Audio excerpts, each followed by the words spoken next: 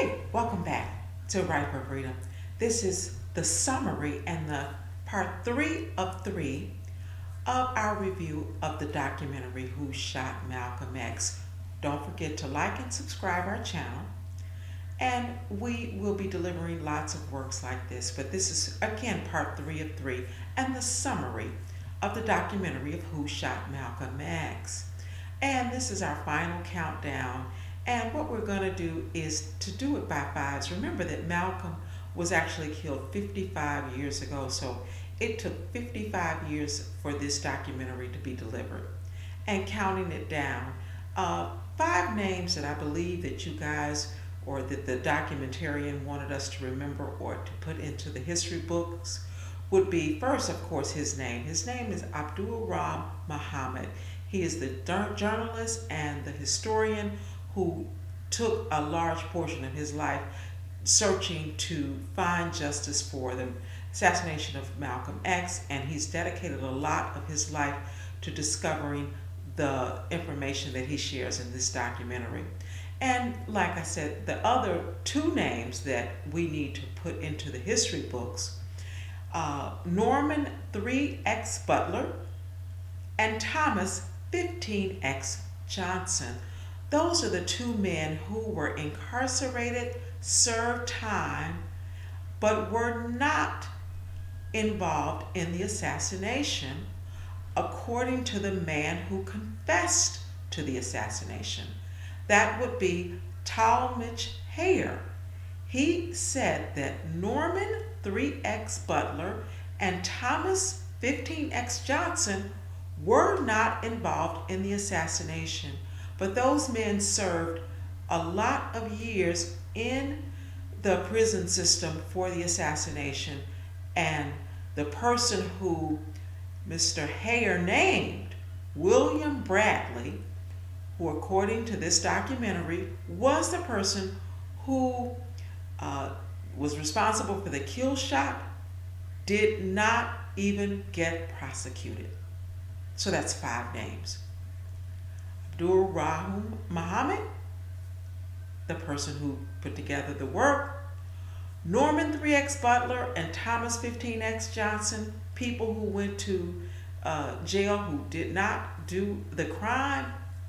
The person who confessed to the crime, Talmadge Hayer, who says that the person who delivered the final shot on Malcolm or the kill shot was William Bradley, who did not do any time for the assassination. So those are five names, I think, for the history books and the summary of the documentary.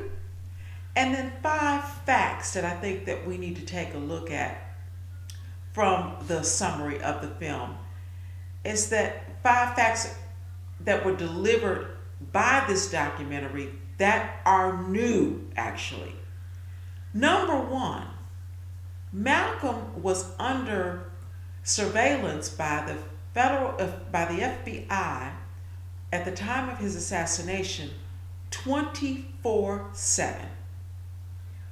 He was under surveillance 24/7 at the time of his assassination. Fact number one that came out in this documentary. Fact number two, many people knew that Elijah Muhammad had impregnated women inside of the Nation of Islam, and that was not a big reveal. That's right. That was not a big reveal.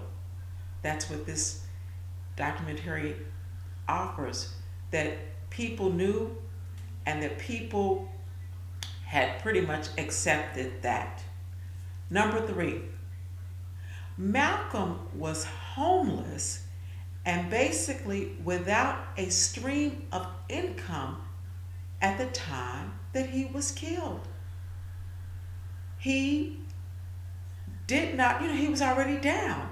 He did not have a home. He had just been kicked out of the home that the Nation of Islam had provided for him. They had won their day in court, and he had to leave, and he was without a stream of income. That came out in this work. And number four, the federal government at the time was very fearful of the fact that the greatest, or certainly the most famous man in the world, had at the time joined the Nation of Islam, and that's Muhammad Ali. That this happened very close to the time that Muhammad Ali joined the Nation of Islam, and that at that time the federal government was extremely afraid of the most famous person in the world joining the Nation of Islam. And number 5, that the site of the assassination, the Audubon, was without Malcolm's traditional police protection and support from the New York City Police Department.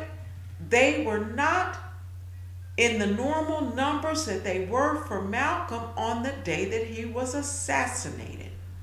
That's right. The day that Malcolm was assassinated, I'm getting my notes, the Audubon was without his normal police detail on that day. So that's the 5th very important fact that I think came out of this documentary. So if you look at these names, these 5 new names, or these 5 important names for history, and these 5 facts for history, that leaves us with the 5 questions that I think that this documentary still leaves us to ask and for future work here. I do, though, want to say that the documentarian, I want to give him credit for bringing forward this work, and I want to also compare him to someone even like Oliver Stone, who brought forward new information about the assassination of JFK. And I want to say to the documentarian that it's very important that people go out and do these searches and do this history search to bring forward new information. And so I want to thank you very much for doing that work. And hey, that's why we really need to go out and see this project, this offering. And so the 5 questions that I want to leave with you all for us to ask and to be investigated is: who killed Malcolm X and why? So we were fed a story by the dominant narrative that could not have possibly been true. The Nation of Islam did not have the power to feed us that story. So, who killed Malcolm X? Number 2, who benefited when known people remained incarcerated for this? Known innocent people. People remained incarcerated despite the fact that it became known that they did not commit the crime. So who benefited from these people being incarcerated? And why did these people continue to be incarcerated after that information was known? It's number 2. Now let's go to number 3. Why was the named shooter allowed to escape justice? Why? Why was the named shooter allowed to escape justice? That's what this documentary asks. Why was that person allowed to escape justice? Doesn't make any sense. Number 4, and this is a 2020 question. I would like to ask why it was that most of the interviews that were in the project were male on male. Female voices were largely absent from this project. It was like the Nation of Islam had no females, and I know that can't possibly be true because otherwise there wouldn't be males. And so, he's been challenged on the fact that women were largely absent from this documentary. It gave you the impression that the Nation of Islam remains today a male-dominated place, and so they need to work on that. So what happened to the female voices in the documentary? And the 5th question, and the final question, guys, don't forget to like and subscribe. And this is one of the things I really questioning about the documentary, and I thought to myself, should this series have focused more on the role of law enforcement and the lack of investigation rather than the role of one shooter? That's my opinion. That the focus should have been redirected to the role of law enforcement and the lack of investigation.